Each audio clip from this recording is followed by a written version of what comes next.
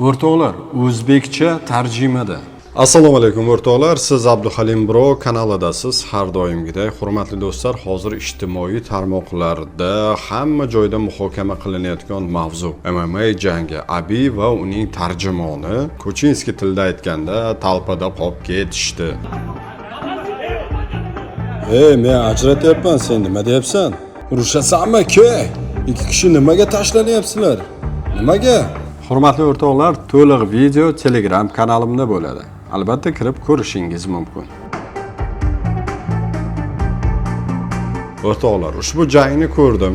Unaqa talpada qolib ketishmadi-yu. Bu yoqda aksariyat odamlar ajratishga harakat qilgan. Bunaqa vohima qilishga o'rin yo'q deb hisoblayman, chunki ushbu sport turi aynan mana shunaqa medialar, mana shunaqa janjallar atrofiga qurilgan.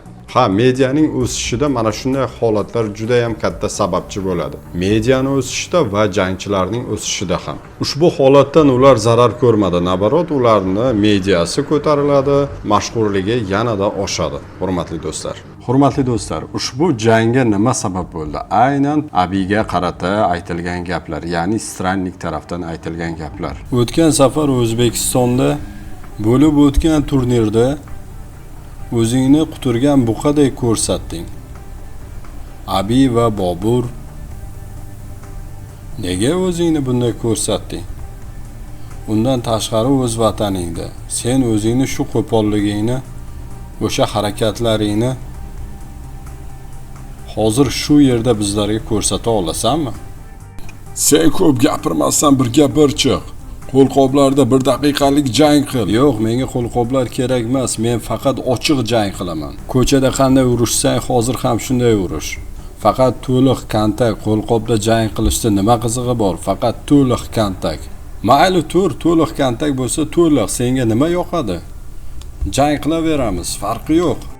Sizlar meni noto'g'ri tushundingiz. Mana o'rtoqlar, sababini ko'rdilaring. Sababi oddiy bir narsa. Bu aynan mana shunday bo'lish kerak bo'lgan narsa, ya'ni mashhurlik, media, hype, aynan mana shu promotionni ko'tarilishiga aynan kerakli bo'lgan narsalar bular o'rtoqlar. Bu MMA professionalni emas o'rtoqlar. Bu yerda aynan mana shunaqa janglar sababli, mana shunaqa janjallar sababli bayesni mediasi oshadi va mashhurligi oshadi. Ular, ya'ni Strannik va Abi qaysidir ma'noda bir-biriga reytingi ko'tarilishida va aynan mana shu promotionni ham reytingi ko'tarilishida yordam berdi. Bular oldindan qaysidir ma'noda rejalashtirilgan bo'ladi. Ya'ni masalan Strannikka hype fighting qanaqadir summa to'lagan bo'ladi. Aynan o'sha bayesga mana shunday deysan deyiladi. Ha do'stlar, bular hammasi pul evaziga bo'ladi. Men bu bilan Abi ham aynan mana shu narsa uchun pul olgan demoqchi emasman. Buni men aniq bilmayman. Bu meni shunchaki shaxsiy fikrim o'rtoqlar. Va yana bir narsani aytaman. Ko'p odamlar ijtimoiy tarmoqlarda biz unaqa, biz bunaqa, bratyalar, birodarlar, shunaqa narsalarni gapirishyapti. O'rtoqlar, bu sport turida bunaqa narsalarni gapirish kerak emas. Bunaqa narsalar kerak emas deb hisoblayman, chunki bu sport turida qimor reklama qilinadi.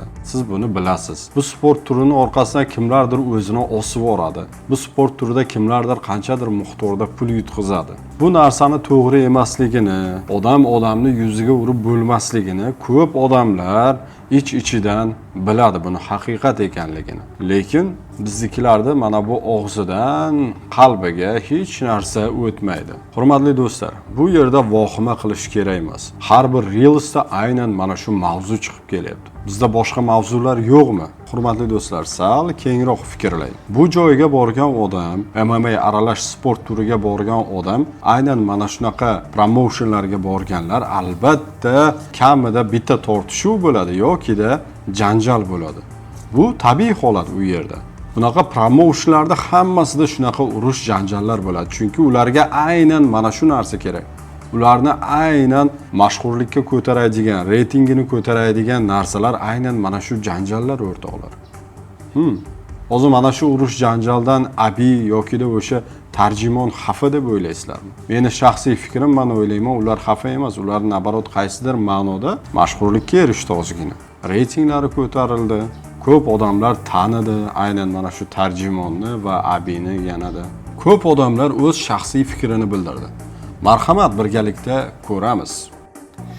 Ko'rib turibsizlar, o'rni yo'q, bayaslar juda ham ko'p. Xo'roz katayda qichqiradi deydi-yu, Rossiyada bo'ydan oldingi bo'ladigan konferensiyada Abiga nisbatan Dog'istonlik bayas aytayaptiki, sen vataningda, o'zingni vataningda quturgan buqa deding, nimaga bu yerda indamay o'tiribsan deydi. Bu yerda переводчи ham malades, duxi bor, dostoyniy переводчи ekan.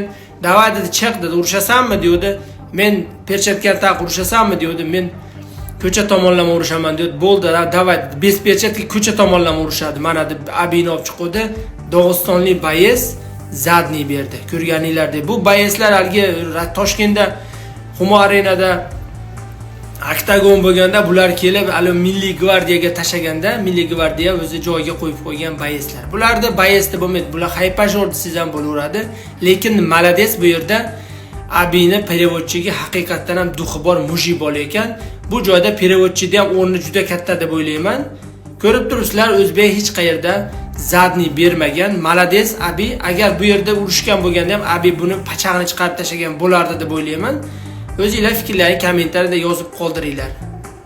Ular kecha mana ikkita o'zidan ketgan Dog'istonliklarni bizda o'zbek jangchilar joyiga solib qo'ydi. Bittasini yaxshi taniysizlar, o'sha bitta turnir bo'lganda Milliy gvardiya xodimlarimizga sakrab adin deb nima qilgan o'zidan ketgan edi.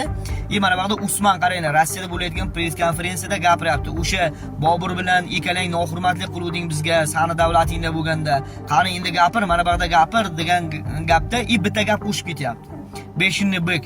Bu smysli bu slovani men hozir ayollar, yosh bolalar bor aytib bera olmayman, aytmayman ham, chunki bu yaxshi emas ayollarga ishlatiladigan so'z. Переводчик, Abini переводчик, krasavchik, ana shu akaga respekt sizga. Aytayapti, bu so'zni sen bizga ishlatmaysan, короче. Davay biz perchatki mashaqda chiq, mana shu yerda press konferensiyani o'zida jang qilamiz, deyapti. Mana bu sakraydigan Dog'istonliklar sirazi jim bo'lib qolyapti. Bolalar, biz kim mulki Turon, Amiri Turkistonmiz.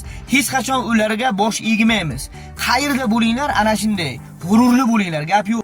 Assalomu alaykum O'zbekiston. Men alhamdulillah g'alaba qozondim. O'zbekiston. Sizlarni yaxshi ko'raman. Avvalambor prezidentimiz kattakon rahmat. Bizga shuncha sharoit yaratib beribdilar. Biz yoshlarni qo'llab-quvvatlayaptilar. Umrlari uzoq bo'lsin. Otabek Umarov akamizga kattakon rahmat. Ichki ishlar vazirligi, ichki ishlar xodimlariga kattakon rahmat. Sababi bizga yoshlarga shuncha sharoit yaratib beribdilar. O'zbekistondan men bitta urishdim, 35 tami 40 ta davlatnichi. O'zbekistondan men Yevropaga urishdim, mana shu Hype ligani turnirida. Alhamdulillah, xalqim, muxlislarim, ota-onamga, uydagilarimga, akalarimga, shu radnoylarim, hamma ustozlarimga, radnoylarimga, hammalaringizdan Alloh rozi bo'lsin. Sizlarni yaxshi ko'raman. Nima demoqchi bo'lganim? Hozir sal hayajondaman, sababi ko'rdinglar jangni. O'zbekiston, sizlarni yaxshi ko'raman. Kulachkadan bo'lib ko'rganmiz, juda jo'shqin sport bu. Sababi meni maqsadim bitta O'zbekistonga kamar O'zbekistonga kamarda olib borish. Birinchi o'zbek bo'lish, sababi topinni o'ringa turibman. Sababi hozir shu bitta ikkita boydan keyin menga kamarga boy berishadi kulachkadan. O'zbekistonga kulachkani kamarini hech kim olib kelgani yo'q. Shu o'zim harakat qilolmoqchi O'zbekistonimga birinchi o'zbek bo'lib, birinchi kulachnik kamarda olib kelishimga. Hammalaringizga rahmat O'zbekiston. Menga paddishga qilgan akalarim, radnoylarim, hammalaringizdan Alloh rozi bo'lsin. Sizlarni yaxshi ko'raman. O'zbekistonning udallari bu, O'zbekistonni. Ha o'rtoqlar, sog' bo'ling, salomat bo'ling. Bizga obuna bo'lishni unutmang. Video maxsus MMA muxlislari uchun tayyorlandi.